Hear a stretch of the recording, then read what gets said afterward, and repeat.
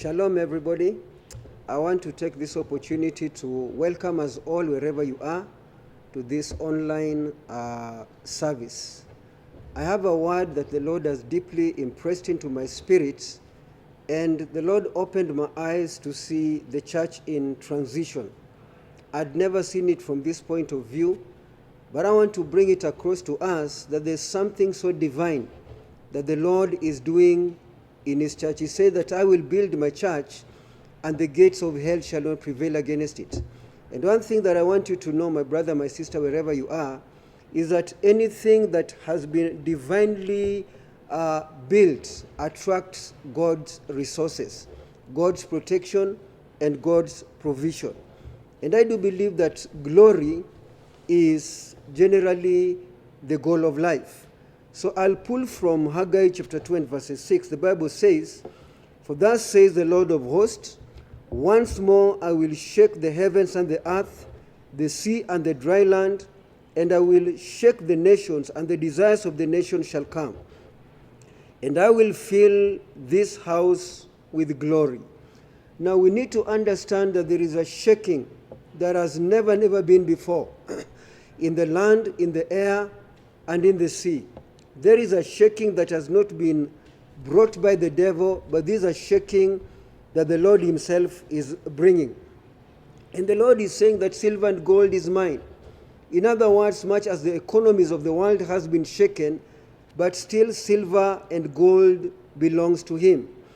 And you know, God told Moses that build this structure according to the design that I showed you on the mountain. Now we need to understand that when Moses completed building the sanctuary in Exodus chapter 40, and from verses 36, the Bible says, "Wherever the cloud was taken up from above the tabernacle, the children of Israel would go in their journey. But if the cloud was not taken up, then they did not journey till the day that it was taken up. For the cloud of the Lord was above the tabernacle by day, and fire by night, in the sight of the house of Israel throughout their journey." Now we need to understand that we are in a journey, and the cloud has never stayed stagnant. The cloud is always on the move. And what will enable the cloud to move? Many times God will allow a shaking in one way or another. So I'm here to unlock the church in transition. And please hear me, and hear me with your eyes of the Spirit. Now, we need to understand that there are dimensions in God. When God told Moses to build the tabernacle was in 3 dimensions. There was the outer court, there was the sanctuary, and then there was the Holy of Holies. Now, the church has been in the dimension of the sanctuary. Now, in the dimension of the sanctuary, we had the golden candlestick, we had the table of shewbread, we had the golden the golden altar, and we had those are the components of the sanctuary. And you see, that is where the church has been. The church has been in this dimension of anointing, where there's been the manifestations of the gifts of the Holy Spirit. But you see, now the church is moving yet to the next dimension, and that is the dimension beyond the veil. That is the dimension of the mercy seat. Now, in the mercy seat, the blood was sprinkled. And when the blood was sprinkled on the mercy seat, then the glory of God descended on the mercy seat, and between the cherubim, and the Lord spoke to Moses face to face as he presented the blood. And one thing that I strongly feel in my spirit is that we are ascending to Mount Zion. The Bible says in Hebrews chapter 11 and verses 23, it says, "But now you've come to Mount Zion, and the city of the living God, the heavenly Jerusalem, to the innumerable company of angels, to the blood of sprinkling." Now, the writer of Hebrews tells us there is a place that we are ascending to. and it talks about Mount Zion. Now, Mount Zion is not a physical mountain. Mount Zion is more spiritual than physical. Mount Zion can be looked at a moment in time or eternity in time. Praise the Lord. Mount Zion is a portal of heaven whereby something will manifest, the glory of the Lord. It will be like a portal in heaven that the church one more time will experience its glory, just like what Haggai said, that the glory of the latter house shall be greater than the glory of the former house. You need to understand that once the shaking is over, then the Lord says that I will fill this house with glory. Now, Mount Zion is a place whereby the church is going to exercise power, authority, and even dominion. To me, Mount Zion is a replica of the mercy seat where the blood was sprinkled. And when the blood was sprinkled, which I'll go into details, the glory of God descended. Now, Mount Zion is also the position where we are seated, our position where we are seated with him in heavenly places in Christ Jesus. Now, that word Christ Jesus talks about the anointing and is anointed. In Ephesians chapter 2 and verses 5, the Bible says, even when we were dead in sin, he made us alive together with Christ and raised us up and seated us together with him in Christ Jesus. Now, when God descended in the depth and raised us up, the Lord gave us a position of authority. He gave us a position of power. He gave us a position of dominion. Now, that is our sitting place. Now, this was the place that the blood was sprinkled. This is what I refer to as Mount Zion, the place of innumerable company of angels. Now, this is a dimension where the church has never been before. And that is why the church is in a transition to go to the next dimension that God had ordained for the church even before the foundations of the church, of the earth. Now, we need to understand that the church is entering into an evening hour. And you see, light only shines in darkness. The Bible says in Isaiah chapter 60 and verses 1, arise and shine, for your light has come and the glory of the Lord is risen upon you. For behold, the darkness shall cover the earth, and deep darkness the people. But the Lord will arise over you, and his glory will be seen over you. Now, glory will only shine in darkness. And I believe that the church is in a transition to manifest the glory of God. Now, that word glory, in Greek, it talks about weight.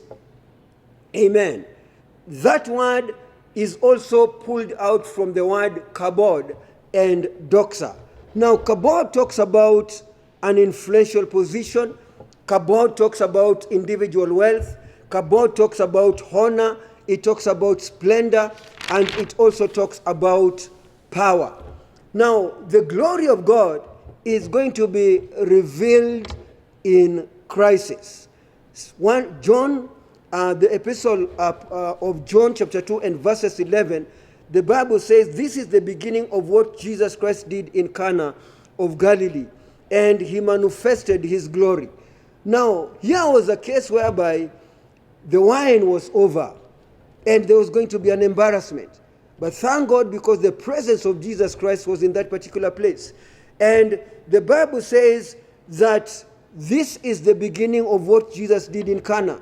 He manifested his glory in crisis. Now, it is deep embedded in my spirit that we are going to see a manifestation of God's glory, even in crisis. That is why the church has to position itself, because there has never been any one time that God did not manifest his glory outside crisis. It reminds me of the birth of the church in Antioch.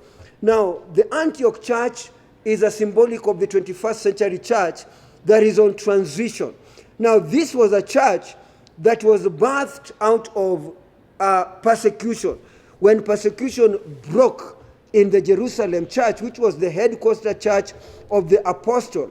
Somehow people scattered, and a few brethren converged together in Antioch, and they came up with the church by the name of the Antioch Church.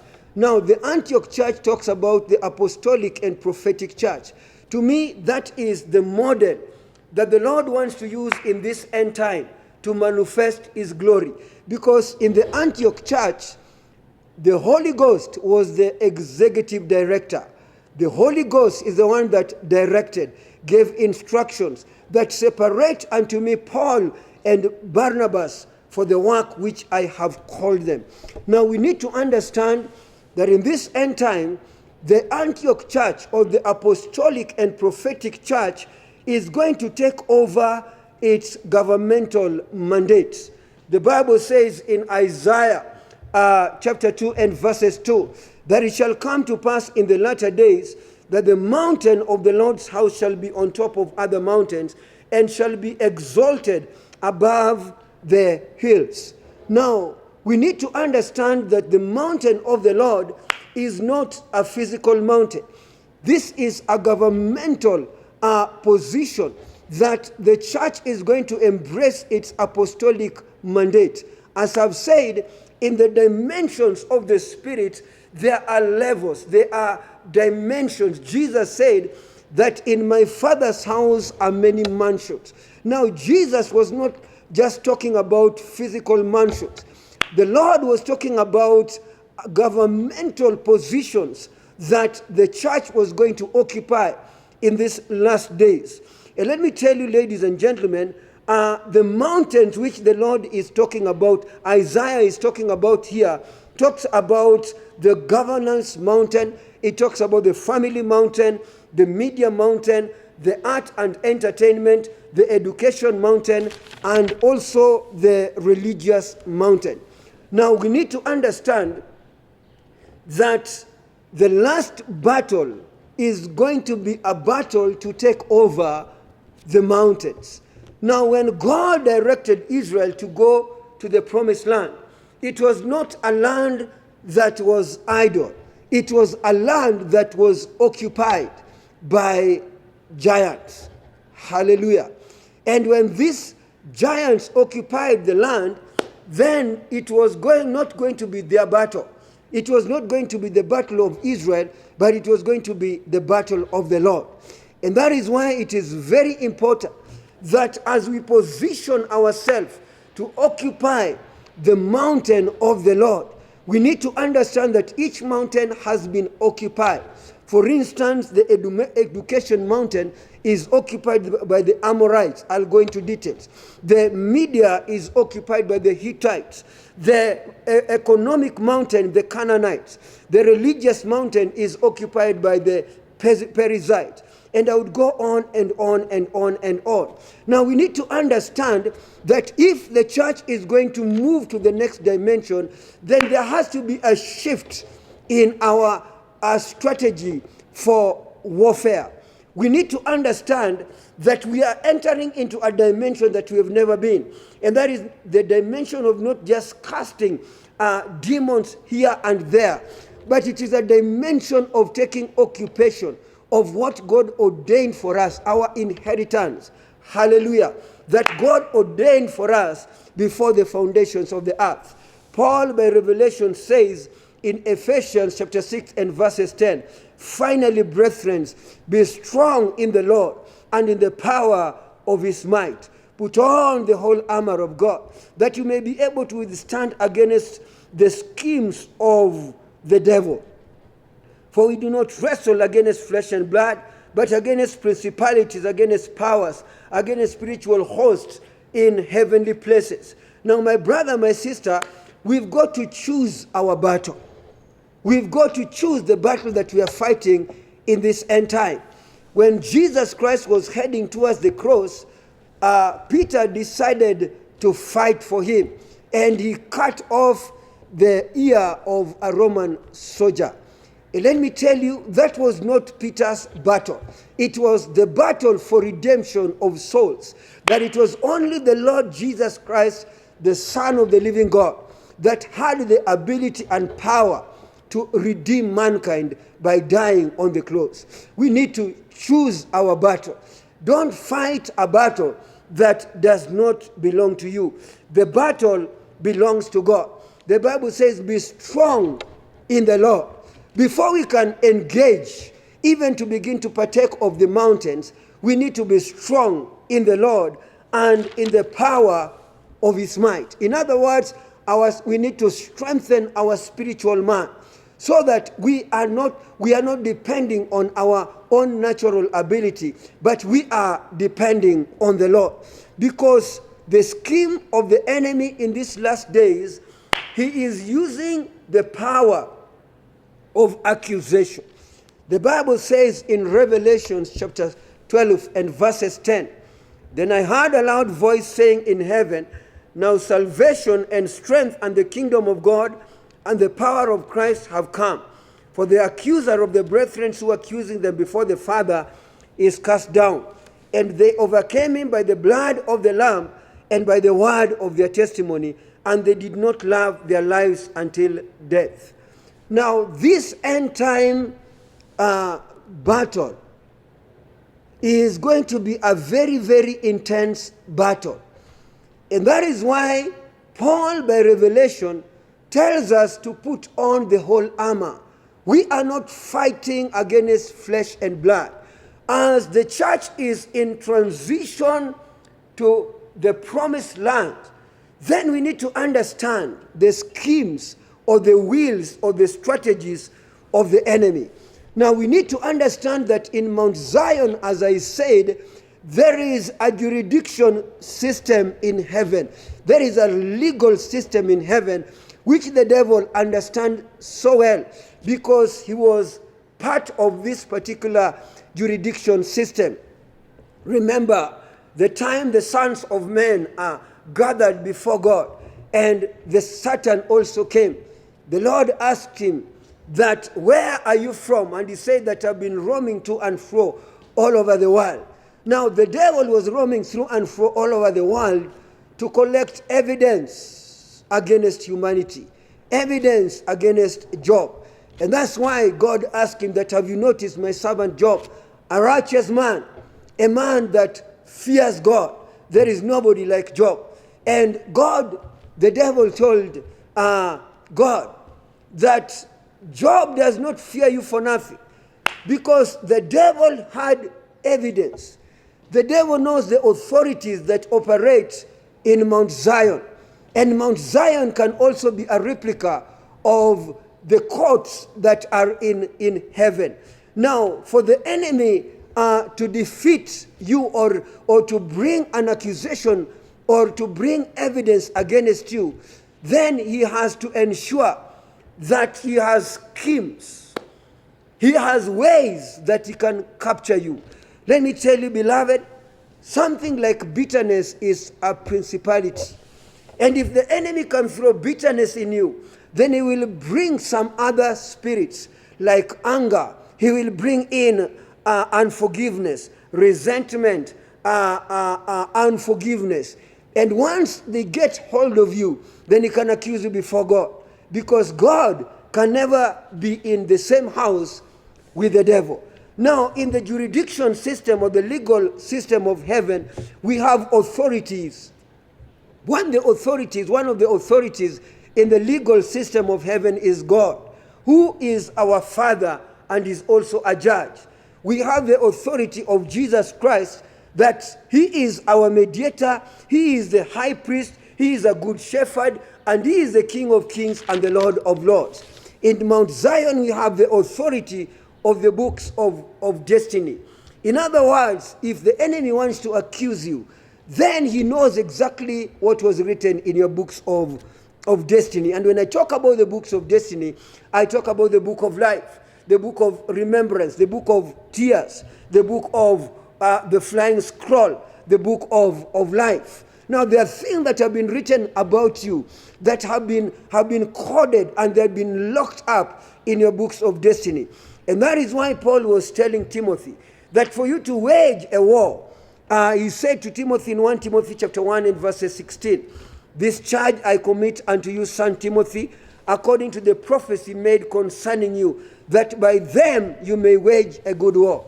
Now, there are certain prophetic words that the Lord releases over our lives. Now, we can take those words that the Lord releases over our lives, prophetic words that have been downloaded from the books of destiny, to wage a good warfare. Now, apart from the books of destiny, we have authorities of various testimonies. And I'll talk about one or two testimonies. One of the testimonies is the book, the testimony of the blood, the word of God, contracts that have been written, and covenants. Now, let me tell you, ladies and gentlemen, the accuser of the brethren does a lot of research. He will go to my bloodline pattern and find out, was there any covenant that my great-grandfather made concerning a generation? Was there a sacrifice that was made? And if at all there was a covenant or a contract that was made that has not been broken, then he'll bring it before God, that I cannot prosper.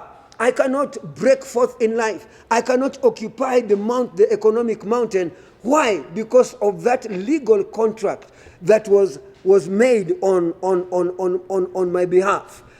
In Zechariah chapter 3 and from verses 1 to 8, the Bible says, "And he showed me Joshua the high priest standing before the angel of the Lord, and Satan standing at his right hand to resist him." Now, there are very many times that we are resisted in the realm that you cannot see. We are praying, we are fasting, we are giving our tithes, we are giving our offerings. But let me tell you, beloved, we are resisted by the enemy because he has legal grounds to resist us.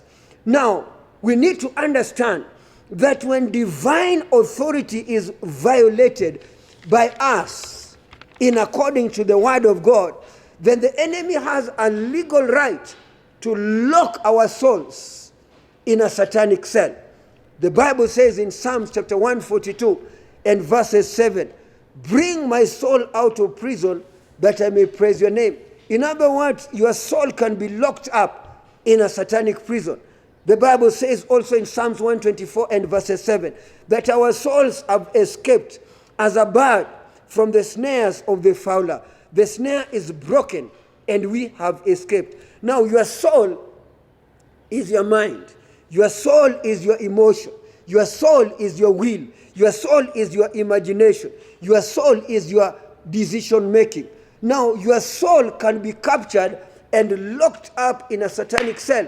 That is what Psalmist tells us. "Bring my soul out of prison that I may praise your name." Now, when your soul is locked up in a satanic cell, that in the physical realm, the enemy has a legal right. Number one, to bring poverty, to bring sickness, to bring disease, to put you under oppression. The enemy can deny you marriage, can deny you prosperity, can make you struggle all the rest of your life. Why? Because in the realm of the spirit, he has already locked up your soul in a satanic cell. Now, I thank God because Jesus is bringing sons to glory. Hallelujah. Jesus is bringing us to Mount Zion. That is where the church is being transited to, from the sanctuary to the mercy seat. The Bible says in Hebrews chapter 12 and verses 24, "And Jesus, the mediator of the new covenant, and the blood of sprinkling that speaks better things than the blood of Abel." Now, the blood of Jesus has a voice. The blood of Jesus nullifies. It is an eternal blood. And it nullifies every accusation that has been brought against us that is contrary to the word of God. Hallelujah. When that blood speaks, it nullifies and renders useless every evidence of the enemy.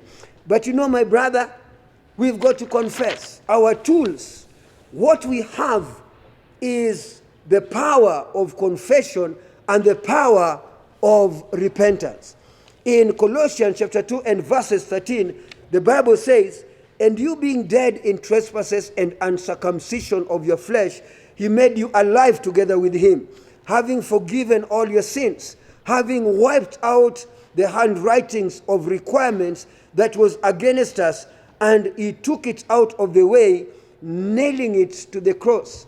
Now, if the enemy is accusing me before God and is telling God that this bishop is this and this bishop is this, and there were contracts that were written a long time ago by his grandfather, this is what his daddy did, and because of the sins of his daddy, his generation has to suffer. You know what the blood does?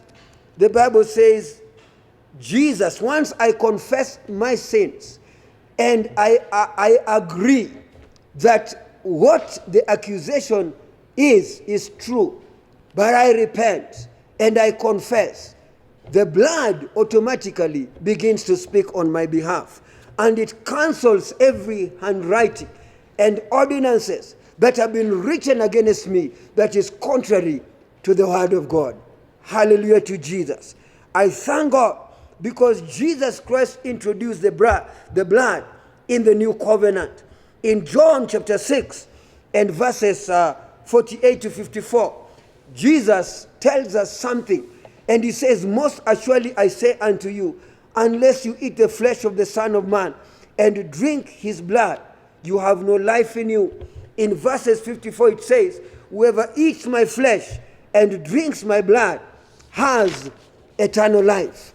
Now, Jesus Christ introduces something to the Pharisees and to the Sadducees and to his brothers that makes nearly half of the congregation to leave him. Why? Because he was introducing his own blood. He tells them, you've got to eat my flesh. You've got to drink my blood. Because when you eat my flesh and drink my blood, then you have life in you. Now we need to understand something about the blood, the mystery of the blood. It takes 7 days for blood to form, and it takes 120 days for that blood cell that has been formed to die and to be wiped out of the body. Now, when God created Adam, he created Adam with an eternal blood, a blood that was going to live forever and ever. But you see, when Adam disobeyed God and he sinned against God, then the Lord said that my spirit shall no longer contend with man. His days shall be 120 days. Now, man was limited to live only for 120 days. And that is why when the Son of God had to come, God had to pick his son and his only son, so that his birth was not going to be a normal birth. He prophesied through Isaiah that a virgin shall bring forth a child. And let me tell you, Jesus Christ had to be born by a virgin. Why? Because the blood of the child comes from the Father. Now, the blood of Jesus was the blood of God. That is why it had to come through a virgin birth. That was an eternal blood. And that is the blood that is the blood of sprinkling on Mount Zion. That blood has a voice. Hallelujah. That blood is the blood of Jesus. Revelation says they overcame him by the blood of the Lamb and by the words of their testimony, and they did not love their lives until death. Hallelujah. Now, when Jesus Christ died, that blood was in the mercy seat. Now, the mercy seat was a seat, but it didn't have anybody. And when Jesus died, he took over and he became the mercy seat. The blood on that mercy seat changed the seat of judgment to the seat of mercy. That is why the Bible says that let us come to his throne room of grace and let's obtain mercy, that we may find help in our time of need. Now, when we ascend to Mount Zion, we are coming to the seat of mercy. Hallelujah. Where the blood of Jesus speaks better things than the blood of Abel. Jesus Christ is now our mediator. In other words, if there is an accusation against me, it's not by me to overcome. It's by the blood of the Lamb. He says they overcame him by the blood of the Lamb and by the word of their testimony. Now there are books that bears testimonies about us. The book of destiny, the book of life. Because before I manifested into the world, God had already chosen me in the beloved, and he had made me to walk a holy life with him. So there are testimonies in the scrolls of God, in the books of destiny. Hallelujah. Now the church has to come to a place that the flesh shall die. The Bible says, and they did not love their lives until death. Beloved, if we are going to graduate, or we are going to move to the next level in God, then we have to die. This flesh has to die. This flesh has to be submitted to the will and to the purposes of God. The Bible says in Isaiah chapter 6 and verses 1, that in the year that King Uzziah died, I saw the Lord. There was a portal that was open to Isaiah that he had never seen before, from chapter 1 to chapter 6.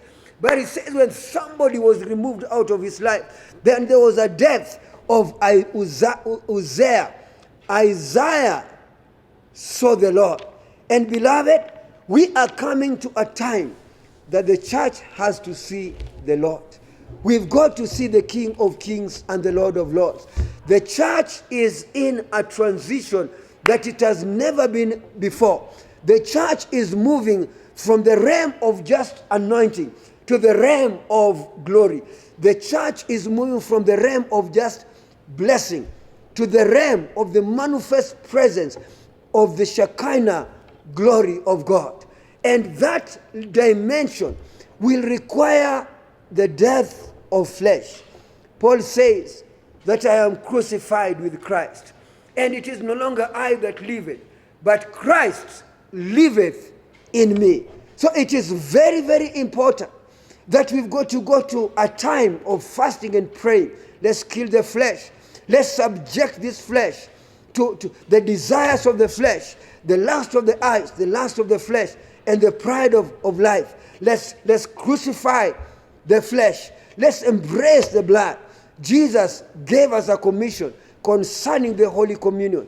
He says, as long as you live, partake of this communion. In other words, when we partake of the blood and we partake of his flesh, then we are partaking of the divine life. Hallelujah. The enemy will never have any legal ground as long as we walk in the will and in the purposes of God. Shall we pray together in the name of Jesus? Father, in the name that is above every other name, Lord, even as the church is in transition, oh God, the cloud was never stagnant. The cloud was moving from one dimension to another dimension. We have settled on this mountain for too long. And I pray for my viewers who are watching me from all over, that after this shaking, Lord, may you take us to the mercy seat. May you take us to the place that we are going to experience the manifest glory of God. For we surely understand that the glory of God is the goal of life. Father, our desire is to be in the presence of the Lord, is to be in the mountain of the Lord, the Mount Zion, where all our needs are going to be supernaturally met, in the name of the Father, the name of the Son, the name of the Holy Spirit, in Jesus' name. Amen.